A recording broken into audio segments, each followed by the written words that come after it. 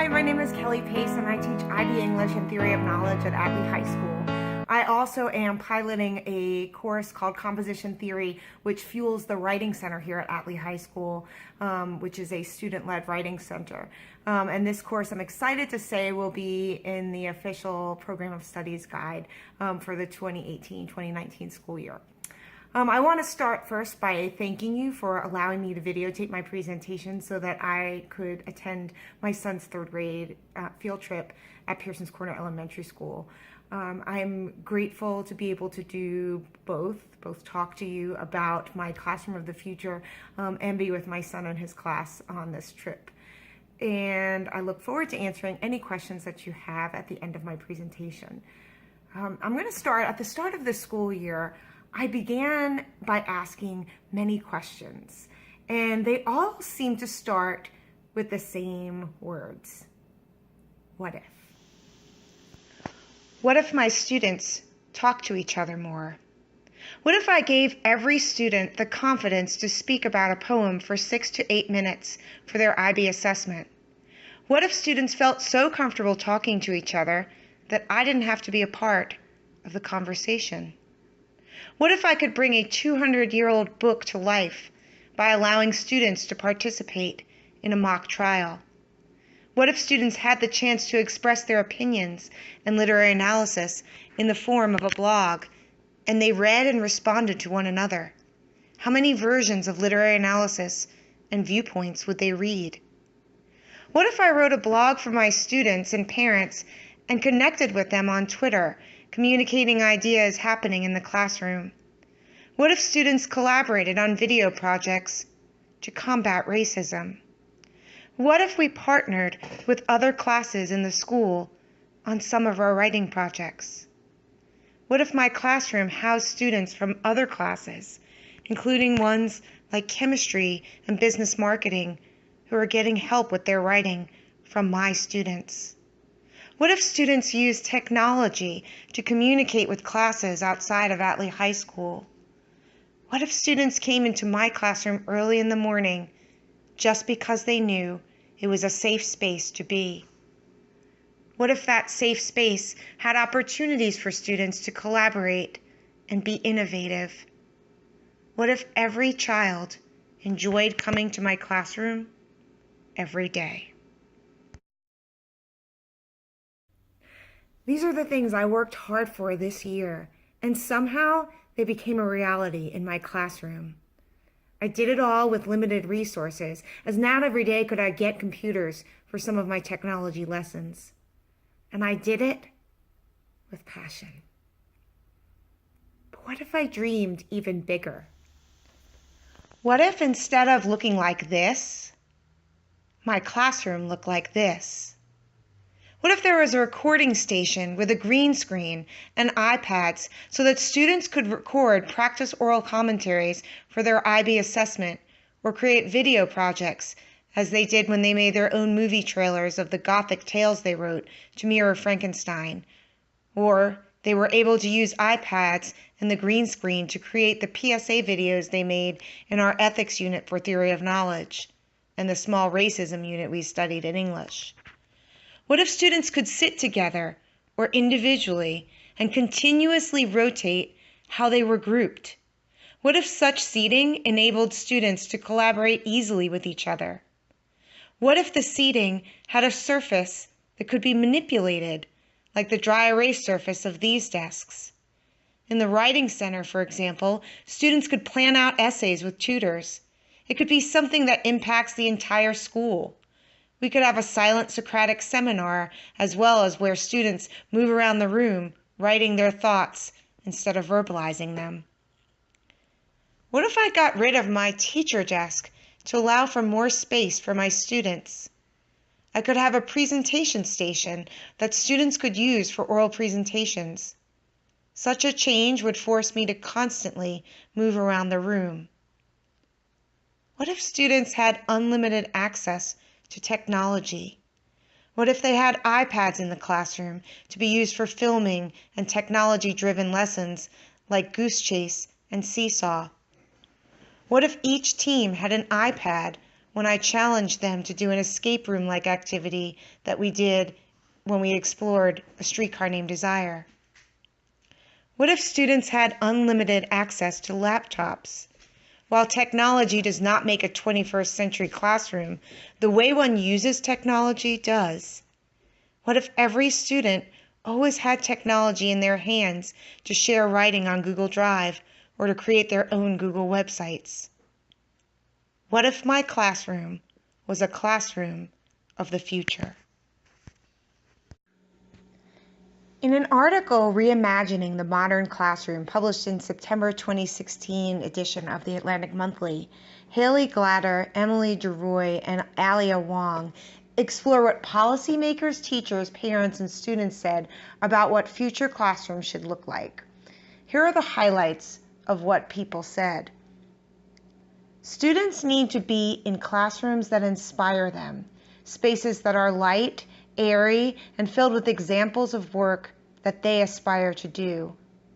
There will be multimedia equipment in the room, along with the latest computers. There will be areas where students can post ideas to help make the learning environment more engaging and fun. Chairs will be movable and will not have an attached desk. Students will learn in student-centered environments. Perhaps we'll call them learning studios, where each student's learning is personalized to meet his or her precise needs. It will be critical to rearrange the physical space and furniture to align with the principles of student agency, flexibility, and choice that are the core of new learning models. Because these models will leverage multiple modes of learning, they will need spaces built for different activities, which can occur individually through digital media or in small interactive groups. High school classrooms will be designed by students themselves, providing breakout space for group work and more private areas for individual work and studying. High school classrooms will reflect the transition that students are facing, allowing for independence, but also providing a nurturing environment for curiosity. I did some further searching and came across an article entitled 7 Shifts to Create a Classroom of the Future, where Terry Hike examines such things as digital literacy, critical thinking, game-based learning, connectivism through social media like Twitter, transparency of the classroom, place and space, and self-directed learning. The article discusses the importance of creating a space to employ these 7 things. Both of these pieces of research impacted me tremendously. The student-centered environment and the multiple spaces for both collaborative and individual work are things I've aspired to have in my classroom each year. My classroom is no longer one where everyone faces forward. I know that sometimes people walk into my room and panic. How do you teach in there when they don't always look at you? How do you manage the class? I laugh and say, I don't manage. I facilitate. They collaborate. The physical space in the classroom is really important to me. I tell my students this is my second home and their second home, and we treat it as such. The second article also impacted me, as I've been trying very hard this year to be transparent, to let my instruction be self-directed, to provide critical thinking opportunities for all students who enter my classroom. So what if I had a true classroom of the future? What would a lesson look like? Today I'll walk you through a lesson I taught this year where students were exploring literary works to ultimately create a PSA on racism. I taught this lesson to help students examine texts closely from various genres, practice public speaking skills, and master writing persuasively. I would start this lesson in my future classroom with a discussion of persuasion and show how public service announcements can be used to persuade. I would show them PSAs from when I was little. Picture the egg on the frying pan and the deep voice that says, "This is your brain on drugs." And then I would go into modern PSAs. We would discuss persuasive language and overall how the PSAs intended to persuade its particular audience. Students would use the dry erase boards on their desks to write down persuasive language and walk around the room to examine other students' ideas. Next, I would move the class into a circle and spend 20 minutes in a Socratic seminar where students drive the conversation to answer the ultimate question, does racism exist at Atlee High School? I would not participate at all in the conversation, but would take notes on a Google Doc that I would share with the entire class later. I would then break the class into groups and have them move into their tables once again. They would be assigned a different literary text that deals with racism. Some would be contemporary from years ago, everything from Frederick Douglass to Angie Thomas. Students would talk about the piece of literature with their group and label key phrases and quotations on their desks. Groups would rotate through various stations until they explored all literary pieces. Once the students made their way through the pieces of literature, they would begin to look for images and choose phrases from the literature that inspired them. Students could then decide how they would use the remaining time to create their PSA. They could use the recording studio time and the iPads with the green screen to record some of their videos. They could use laptops to share ideas and images on Google Drive. They could write their PSA script using laptops and Google Drive as well. I would conference with students individually and with each group, field any questions, and supervise the green screen technology.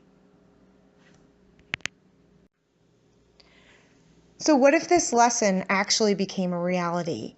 The reality can be found in the following budget.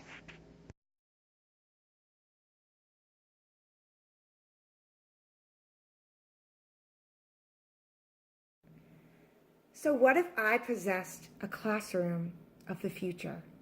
What if others were able to come in and see that classroom? My students would be smarter, stronger, think more critically. All of Atlee High School would benefit in the student-led writing center with the enhanced technology. We could attempt to integrate with classrooms outside of Atlee. We would be better, 1% better than the day before. And I, as a teacher, would be grateful. I've wanted to do this job since I was playing school at the age of 7 in my basement. I never would have imagined teaching in a classroom like the one I proposed. But what if that happened?